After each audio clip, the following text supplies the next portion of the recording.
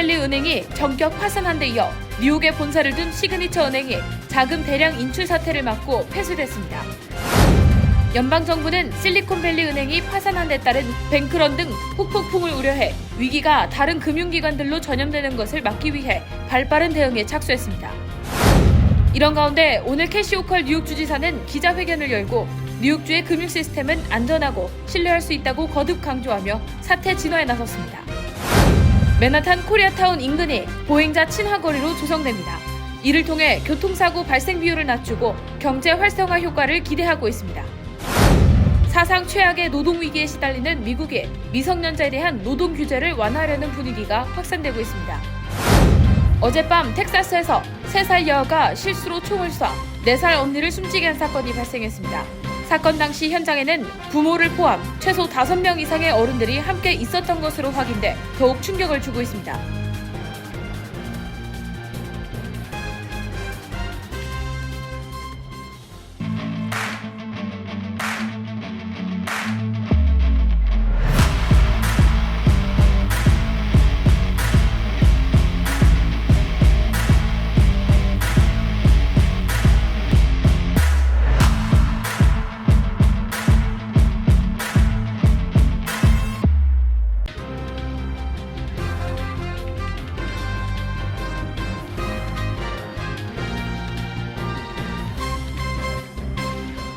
여러분 안녕하십니까?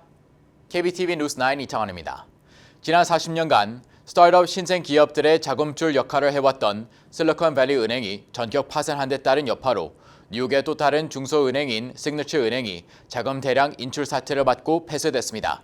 금융권 전반으로 위기가 전이되는 제2의 리먼 브러더스 사태가 될 것이라는 우려가 나오고 있습니다. 오늘의 첫 번째 소식 전상희 기자가 전합니다. 뉴욕주의 규제 당국 금융서비스부는 어제 뉴욕주 소재 시그니처 은행을 인수하고 연방예금보험공사를 파산 관제인으로 임명했다고 블룸버그 통신이 보도했습니다. 시그니처 은행은 뉴욕, 커네티컷, 캘리포니아, 네바다, 노스캐롤라이나 등에서 영업해온 상업은행으로 상업용 부동산과 디지털 자산 은행 업무 등을 해왔으며 지난해 말 기준 총 자산 1,103억 6천만 달러, 총 예금은 885억 9천만 달러 규모입니다.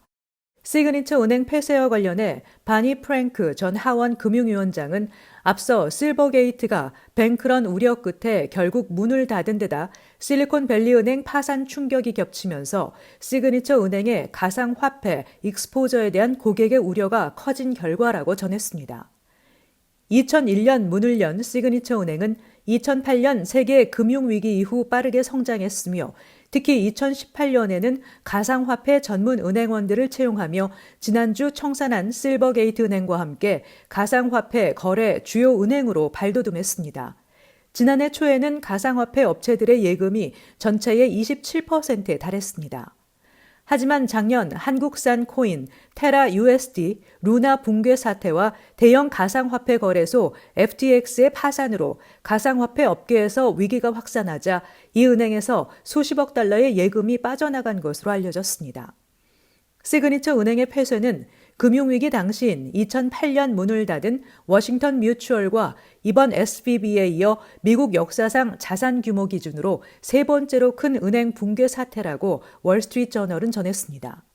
미 당국은 SVB 파산에 이어 시그니처 은행 폐쇄까지 터지자 위기가 다른 금융기관들로 전염되는 것을 막기 위해 안간힘을 쓰고 있습니다.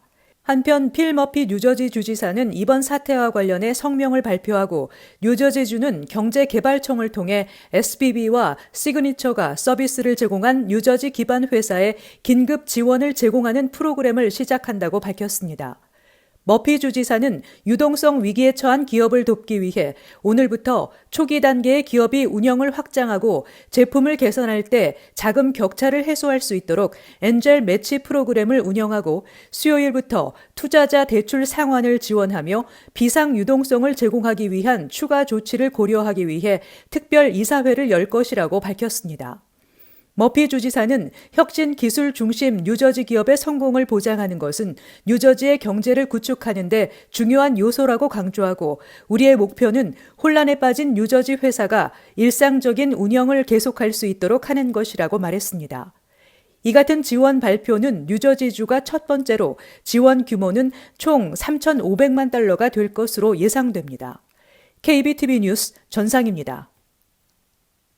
연방정부는 실리콘밸리 은행이 자금난으로 파산한 데 따른 후폭풍을 우려해 발빠른 대응에 착수했습니다. 정부가 고객들의 예금을 전액 보증하고 초과 예금도 전액 보증하기로 했습니다. 계속해서 전자 기자입니다. 이번 실리콘밸리 은행 파산은 벤처기업의 예금 인출이 급증한 데 대응하기 위한 SVB의 보유자산 매각, 대량 손실 과정이 반복되면서 유동성 위기와 지급 불능으로 이어졌고 미국 국채와 기관채로 금리 상승으로 보유 채권의 손실이 커졌습니다. 이로 인해 18억 달러의 대량 손실이 발생했고 주가가 60% 이상 폭락하면서 고객들의 예금 인출이 급증하는 뱅크런을 촉발했습니다. SVB는 증자를 실시했지만 이틀 만에 파산 선고를 받았고 이 여파로 암호화폐 거래 기업이 주 고객인 시그니처 은행도 폐쇄 조치됐습니다. 이에 재무부와 중앙은행인 연방준비제도, 연방예금보험공사는 미국 은행 체계에 대한 대중의 신뢰를 강화해 미국 경제를 보호하기 위해 결정적인 행동에 나선다며 고객들의 예금을 정부가 전액 보증하는 방안을 바이든 대통령으로부터 승인받았다고 공동 성명을 발표했습니다. 연준과 은행은 유동성 지원을 위해 기금 조성에 들어갈 계획이라고 밝혔고 스타트업 기업의 연쇄 도산을 막기 위해 정부는 오늘부터 파산 은행 예금주가 예금을 전액 찾아갈 수 있도록 했습니다. 또 실리콘밸리 은행 손실로 인한 납세자의 부담 비용이 없도록 했습니다. 한편 실리콘밸리 은행의 갑작스러운 파산과 관련해 지난 1년 동안 미 연방준비제도가 밀어붙인 초고속 기준금리 인상으로 인해 결국 올 것이 온 것이라는 반응이 나오고 있습니다. 로이터 통신은 SVB의 파산 이후 시장 참여자들이 그간 금리 인상으로 인해 값싼 자금에 대한 접근이 차단되고 경제의 취약함이 드러났다고 보고 앞으로 더 큰 혼란이 커질 것을 우려하고 있다고 보도했습니다. SVB는 지난해 연준의 공격적 금리 인상으로 국채 등 보유자산 가치가 하락하면서 유동성 압박을 받았으며 이에 따라 보유자산을 매각해 18억 달러 규모의 손실을 봤는데 이것이 뱅크런, 즉 대량 인출 사태를 불러일으켰습니다. 얀 하치우스 골드만삭스 수석 이코노미스트는 연준이 이번 달 금리를 올릴 것으로 예상하지 않으며 이후의 금리 경로에는 상당한 불확실성이 있다고 관측했습니다. KBTV 뉴스 전상입니다. 이렇게 중소형 은행들의 주가 급락과 예금 인출로 인한 줄 파산이 우려되고 있는 가운데 캐티 호구 뉴욕 주지사는 오늘 맨하탄에서 기자회견을 개최하고 뉴욕주의 금융 시스템은 안전하고 신뢰할 수 있다고 거듭 강조하며 사태 진화에 나섰습니다. 김은지 기자가 보도합니다. 오늘 오후 캐시 호컬 뉴욕 주지사는 로어 맨해튼에 위치한 사무실에서 기자회견을 개최했습니다. 어제 뉴욕에 본사를 둔 시그니처 뱅크가 파산 절차를 밟으면서 중소형 은행의 주가가 개장하자마자 70에서 80%씩 급락했을 뿐 아니라 예금주들이 자금 인출에 나서면서 은행이 줄파산에 이르는 금융 시스템 마비를 막기 위한 기자회견으로 풀이됩니다. 이 자리에서 호컬 주지사는 실리콘밸리 은행과 시그니처 뱅크 파산 사태로 불안해하는 주민이 많다는 사실을 잘 알고 있지만 뉴욕주 금융 시스템은 주민들의 자산을 안전하게 관리하고 있으며 예금이 철저히 보호된다는 것을 자신 있게 말할 수 있다고 수차례 강조했습니다. 주 고객이 스타트 기업이었던 실리콘밸리 은행은 은행 위기 소식을 접한 예금주들이 스마트폰을 이용해 대규모 인출에 나서면서 회사 재정 상태가 흔들리고 파산에 이르렀습니다. 하지만 실리콘밸리 은행의 파산을 지켜본 다른 중소형 은행 예금주 역시 뱅크런에 나서고 있는 실정입니다. 시그니처 뱅크 이사회는 시그니처 은행 파산 사태는 실리콘밸리 은행이 만들어낸 패닉의 결과라며 투자자 및 예금주들의 불안으로 인해 회사가 타격을 입었다고 말했습니다. 한편 영국에서도 실리콘밸리 은행 영국 지사가 파산에 이를 위기에 처하자 영국 재무부와 영란은행은 실리콘밸리 은행 영국 지사를 HSBC에 67억 파운드, 약 81억 달러를 받고 매각했습니다. 이 여파로 HSBC의 주가 역시 개장하자마자 급락세를 보였습니다. 현재 백악관과 재무부까지 나서 뱅크런 사태로 인한 추가적인 피해를 막기 위해 금융 시스템에 대한 불안을 잠재우고 신뢰를 회복하기 위해 노력하고 있지만 당분간 중소형 은행을 중심으로 주가 하락 및 예금 인출로 인한 타격이 이어질 것으로 전망됩니다. KBTV 뉴스 김은지입니다. 맨하탄 코리아타운 인근의 브로드웨이 25스트리트에서 32스트리트 구간이 보행자 친화 거리로 조성됩니다. 뉴욕시는 이 플랜이 교통사고 발생 비율을 낮추고 경제 활성화 효과를 나타낼 것으로 기대하고 있습니다. 강정민 기자의 보도입니다. 에릭 아담스 뉴욕시장은 시 교통국 등과 기자회견을 열고 이번 주부터 브로드웨이 비전 플랜 공사를 시작한다고 밝혔습니다. 플랜은 맨해튼 메디슨 스퀘어 파크에서 헤럴드 스퀘어까지 브로드웨이를 따라 차량 통행은 줄이고 걷거나 자전거를 타기 좋은 길로 조성하는 것이 핵심입니다. 에릭 아담스 시장은 브로드웨이에서의 교통사고 발생률이 증가한 데에 따라 이번 프로젝트에 더욱 속도를 내게 됐다고 설명하면서 보행자 친화 거리 조성으로 더 많은 관광객이 맨해튼을 찾게 될 것이고 뉴욕시 경제 재생에 도움을 줄 것으로 기대한다고 밝혔습니다. 해당 구간에는 새로운 광장, 폭이 넓어진 횡단보도, 양방향 자전거도로, 적재 및 승하차 전용 공간이 추가되고 일부 구역엔 5개 식당 전용 공간이 조성됩니다. 뉴욕시는 향후 2년간 피프스 애비뉴 일대 역시 보행자 중심으로 바꿔나간다는 계획이며 이에 따라 맨해튼 브라이언트 파크부터 센트럴 파크까지 녹지 공간이 확장되고 보도의 폭이 확장되며 해당 구간 역시 자전거 전용 도로가 조성될 예정입니다. 이다니스 로드리게스 시 교통국장은 뉴욕시 5개 보로 전역으로 보행자 친화 거리를 확장할 것이라고 강조했습니다. KBTV 뉴스 강정민입니다. 미국 고용시장에서 공급이 수요를 따라가지 못하는 현상이 지속되면서 미성년 노동에 대한 규제를 완화하려는 움직임이 확산하고 있다는 보도가 나왔습니다. 미성년자 근무하기 위해서 필수적으로 필요했던 부모의 확인 및 서명 절차를 폐지한다는 구상입니다. 김은지 기자의 보도입니다. 지난 10일 월스트리트 저널은 아칸소주가 최근 미성년 노동에 대한 규제를 완화했다고 보도했습니다. 기존 법률에 따르면 아칸소에서는 16세 이하 미성년자를 고용하려면 고용주가 미성년자의 근무 시간 등 세부 계획과 함께 미성년자 부모의 서명을 주정부에 제출해야 했습니다. 그러나 아칸소 주의회는 이 같은 허가 취득 절차를 폐지하는 내용의 법안을 통과시켰고 세라 허커비 샌더스 아칸소 주지사는 서명 절차를 거쳐 법률을 선포했습니다. 샌더스 주지사 측은 이번 법안 통과는 불필요한 규제를 철폐하는 차원이라고 밝혔습니다. 미성년자 보호는 중요하지만 허가받아야 일을 할 수 있도록 한 것은 부모에게 지나친 부담이라는 것입니다. 월스트리트 저널은 현재 조지아주와 아이오와, 미네소타, 오하이오, 사우스다코타주에서도 비슷한 내용의 법안이 주의회에 제출된 상태라고 전했습니다. 뉴저지와 뉴햄프셔, 일리노이주에서는 이미 지난해 미성년자 노동 시간을 상향 조정하는 내용의 법률이 통과되는 등 미국이 사상 최악의 노동력 부족에 시달리자 미성년 노동 규제에 대한 완화 움직임이 이어지고 있는 것입니다. 다만 이번 법률에 대한 비판론도 적지 않습니다. 기존 허가 취득 과정이 복잡하지 않았기 때문에 허가 절차 자체를 없앨 필요는 없었다는 주장입니다. 아칸소주의 한 아동보호단체 소속인 로라 켈럼스는 자녀에게 큰 관심이 없는 가정에서 자라는 미성년자의 경우 고용주에게 착취당할 위험에 노출될 수 있다고 우려했습니다. 현재 연방법상 14세 이상 미성년자는 학교 수업 시간에는 노동을 할 수 없고 평일 노동 시간도 3시간을 초과할 수 없습니다. 또 학교에 다니지 않는 미성년자도 주당 40시간 이상을 일할 수 없습니다. 현재 미국 고용시장은 일반 사무직부터 요리사, 생산직 근로자, 간호사, 교사, 트럭 운전사, 경찰관, 소방관에 이르기까지 총체적으로 구인난을 겪고 있습니다. 지난 10일 미 노동부는 지난달 비농업 신규 일자리 수가 31만 1000개 증가했다는 내용의 고용 보고서를 발표했습니다. 이는 지난 1월 일자리 증가 건수 50만 4천 개보다는 줄었지만 전문가들이 예상한 시장 전망치인 20만 개보다는 훨씬 높은 수치입니다. 반대로 실업률은 지난 1월 기준 3.4%로 1969년 5월 이후 54년 만에 최저치를 기록했습니다. 같은 달 기업들의 구인 건수는 1082만 건으로 집계돼 1000만 건을 넘겼습니다. 전문가들은 이 같은 노동시장 호황이 코로나19 대유행의 여파로 보이지만 실제로는 베이비붐 세대의 은퇴와 이민자 감소 등 인구학적 경향에 따른 것이고 코로나19는 이를 가속화한 것뿐이라고 분석했습니다. KBTV 뉴스 김은지입니다. 어젯밤 텍사스에서 3살 여아가 실수로 4살 난 언니를 총으로 쏴 숨지게 한 충격적인 사건이 발생했습니다.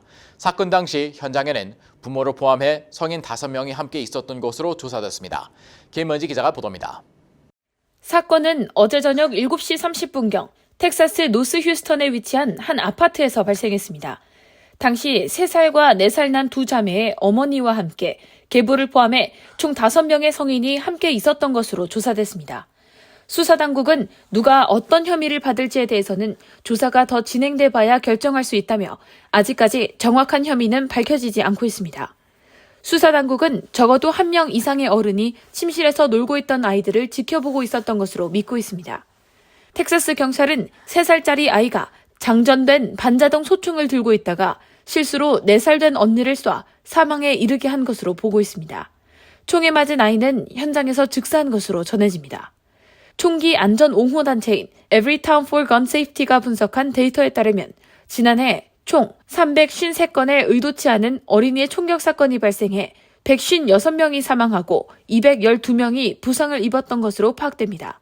이번 사건을 수사 중인 에드 곤잘레스 경관은 총기 소지자의 책임은 무기를 안전하고 아이들의 손이 닿지 않는 곳에 놓는 것이라며 아이들에게 그저 만지지 말라고 하는 것은 제대로 된 책임이 아니라고 말했습니다. KBTV 뉴스 김은지입니다. 바이든 행정부가 발표한 새 회계년도 예산안에 따르면 올 가을부터 펠그랜트 최고액은 $820 늘어나 현행 $7,395에서 $8,215로 오릅니다. 이번 예산안에 따르면 바이든 행정부는 2년제 커뮤니티 칼리지의 등록금 무료 지원을 위해 10년간 총 $900억 배정하기도 했습니다. 또 학생 성공 보조 프로그램에 $1억 6,500만 달러, 캠퍼스 내 정신건강 프로그램에 $1억 5천만 달러를 추가로 제안했습니다. 이 밖에 또 $12만 5천 달러 이하의 소득 가정 학생이 4년간 흑인 역사대학, 소수민족 봉사기관에 참가하는 조건으로 2년 동안 최대 $4만 5천 달러의 등록금을 지원하는 내용도 포함되어 있습니다. 뉴욕시의 재정 건전성은 전국 75개 대도시 가운데 최하위인 75위의 이름을 올려 F학점을 맞았습니다. 2022년 6월 기준 뉴욕시가 갚아야 할 총 부채는 2,515억 달러였는데 이 빚을 갚을 수 있는 자산은 800억 8천만 달러에 불과했습니다. 이를 납세자 개인으로 환산할 경우 1인당 5만 6천 달러를 부담해야 가능하다는 것입니다. 전국 74위를 기록한 시카고 4만 1,900달러와 비교해도 14,100달러나 많았습니다. 뉴욕시의 가장 큰 부채 항목은 오랜 시간 축적된 연금과 은퇴자 의료 혜택에서 비롯된 것으로 나타나 이에 대한 해결책 마련이 시급한 것으로 지적됐습니다. 체류 신분이 없는 불법 체류자들에게 구제 자격을 부여하는 이민 레지스트리 기준일에 상관없이 7년 이상 미국에서 계속 거주해온 불체자들에게 영주권 신청의 기회를 제공하는 내용의 구제 법안이 연방의회에서 재추진됩니다. 이 법안은 지난 1929년 정해진 오래된 이민 규정을 갱신하는 법안으로 이 법이 올해 제정되면 지난 2016년 1월 1일부터 미국에 거주한 불법 신분 이민자들이 영주권 신청을 할 수 있게 되는데 현재 미국 내 불체자 총 1,100만여 명 가운데 830만여 명이 이로 인해 합법 신분을 취득할 수 있을 것으로 추산되고 있습니다. 전체 불법 신분 이민자의 약 73%를 구제할 수 있는 파격적인 내용입니다. 미주 한인들은 종교 생활에는 적극적이지만 정치 참여는 부족한 것으로 조사됐습니다. 아시아계 미국인 유권자 조사에 따르면 한인 5명 중 2명은 지난 12개월 내 종교기관에 헌금 등 기부금을 낸 적이 있는데 이는 아시아계 중 가장 높은 비율로 교회 등 종교기관과 밀접한 한인사회의 특성을 보여주고 있습니다. 아시아계 평균 31%보다 높은 민족은 한인을 비롯한 인도계, 필리핀계 뿐입니다. 반면 한인들의 정치 참여도는 아시아계 중에서도 낮은 편입니다. 지난 12개월 내 특정 정당, 정치인, 선거 캠페인 등의 기부금을 낸 한인은 12%에 그쳤습니다. 이는 참여도가 낮은 중국계, 베트남계, 필리핀계와 비슷한 수준입니다. 잠시 후 커뮤니티 브리핑을 전해드립니다.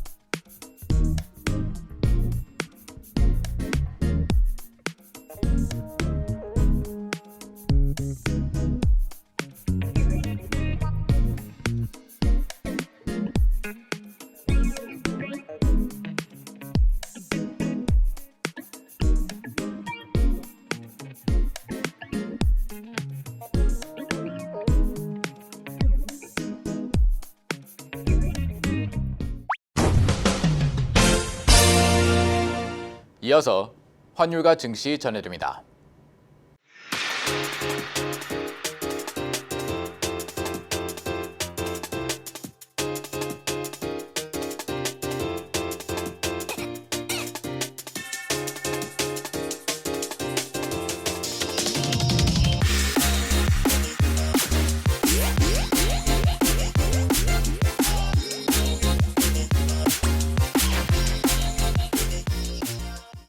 잠시 후 뉴욕과 뉴저지 날씨 전해드립니다.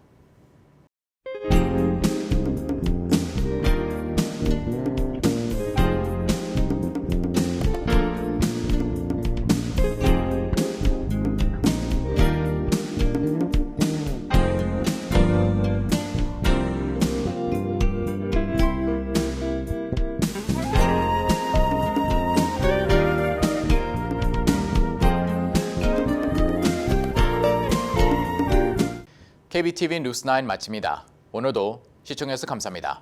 편안한 밤 보내시 바랍니다.